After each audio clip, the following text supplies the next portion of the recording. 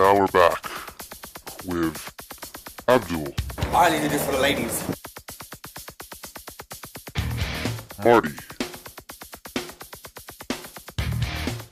And Jason. In Shirtless Hotties. And now, it's time for the reveal.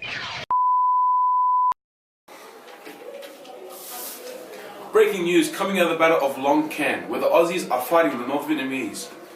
Their arsenal includes helicopter gunships, M60 machine guns and mortar fire. The Australian divisions include the 1st ATF brigade size 1500, 3rd RA, 3rd Battalion Regiment 400 troops, and the 4th RA N2, otherwise known as the Anzac, 4th Battalion with 400 troops.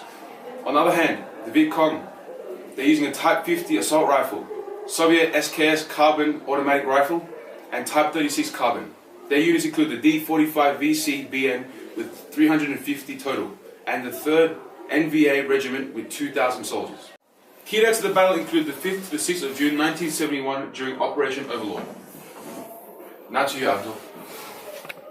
Behind me, we can see the Viet Cong and the Aussie troops about to enter a fierce battle over Long Can. The operation had commenced with the insertion of Australian, New Zealand and United States troops, followed by the aerial insertion of the 3RA. The 3RA had almost immediately begun its sweep, with a strong sign of Viet Cong and North Vietnamese presence. At 0600 hours, the artillery commenced bombarding the position, and followed with a half hour of preparation. The 5th platoon resumed its advance as they expected the Viet Cong and North Vietnamese to have vacated the position. It soon became obvious that the platoon was pinned, causing the platoon commander to call for helicopter gunships as well as mortar fire. Australian troops have left this battle with a minor victory. Australia succeeded in pushing the Viet Cong and North Vietnamese out of a valuable base area. This allowed for US and Australian troops to gain a valuable base area for long-term use. This would help finalize the end of the war. We were able to interview 2 soldiers. So, how was the battle as a Vietnam soldier? The battle was hard. The Australians used scary tactics that we didn't know how to counter. They had landed on the 5th of June, where we shot at them a couple of times. They sent out a platoon afterwards, to which we responded with guerrilla tactics to flank them. The platoon was then caught out of position, but the Australian troops brought in artillery, which forced us to rush them and try to surround them.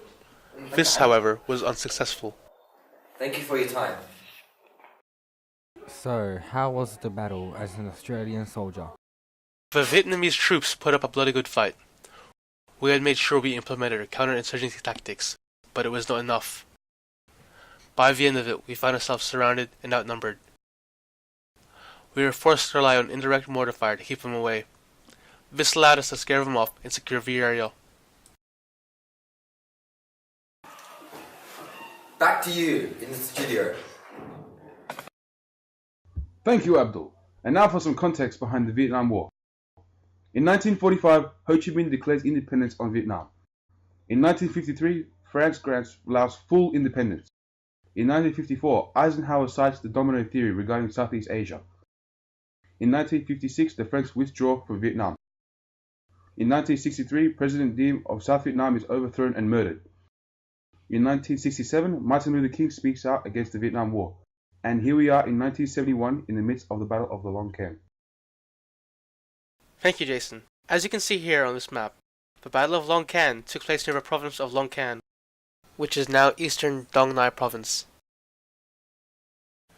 As seen in this map, the province of Long Can consists mainly of thick forests and tree crops, meaning that both combatants would have had reduced vision and reduction in mobility. The ground, however, was flat, allowing Australian infantry and APCs to push through. This scenario would have favored the Viet Cong and the North Vietnamese army, due to the positioning of their bunkers prior to the arrival of Australian troops. The temperature was also rather hot, averaging approximately 35 degrees Celsius, which would not have had a major impact on the morale of the troops, as both sides would have been accustomed to these temperatures. With this, we now end a special broadcast, and will now resume in Shirtless Hotties.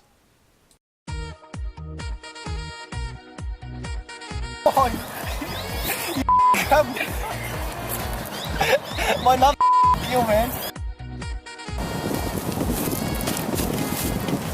Hey,